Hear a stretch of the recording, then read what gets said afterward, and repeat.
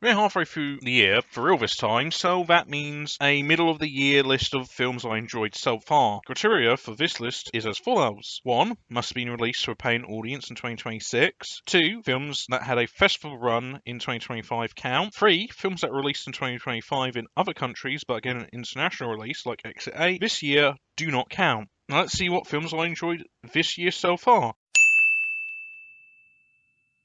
Backrooms. One of the biggest trends this year was a bunch of films directed by people who got their start on YouTube, and the first of many on this list was Kane Parsons' Backrooms. Expanded on his web series and based on the creepypasta, Backrooms manages to craft both a scary experience but also a great meditation on loss and obsession, even if it did suffer from an abrupt ending. Add into that gorgeous production design and a good performance from Chiwetel Ejiofor, you've got yourself a winner.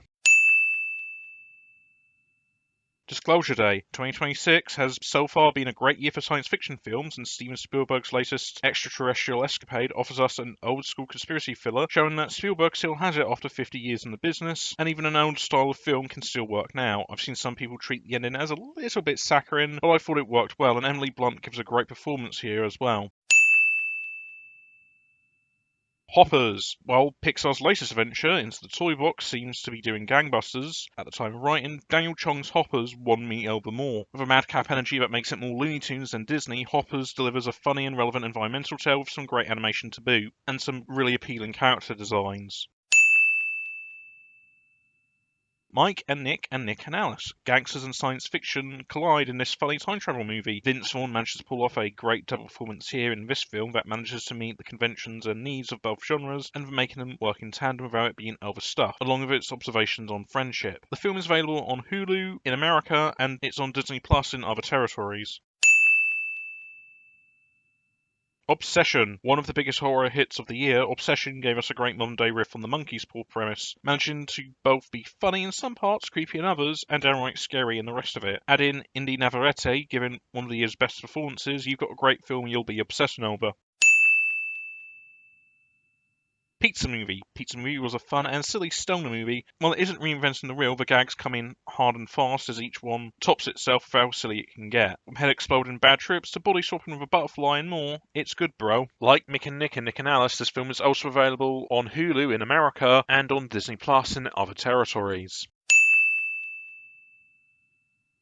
Project Hail Mary. Phil Lord and Chris Miller's Andy Weir adaptation was an uplifting sci-fi yarn about how people from different backgrounds can work together for a common goal. Ryan Gosling is good as he always is, but the puppetry led by James Ortiz that steals the show. It's a great year for science fiction films so far. Send Help. Sam Raimi's over-the-top island horror is a hell of a time. Rachel McAdams gives an entertaining and fun performance, and Raimi shows that his horror skills he honed from Evil Dead have been blunted over the years. The Sheep Detectives. This was a light and fluffy murder mystery that managed to be both sweet and charming, but allows itself to tackle death and loss in an effective manner. The CGI on the sheep is great, and there's an excellent cast deployed, both on camera and in the VO booth.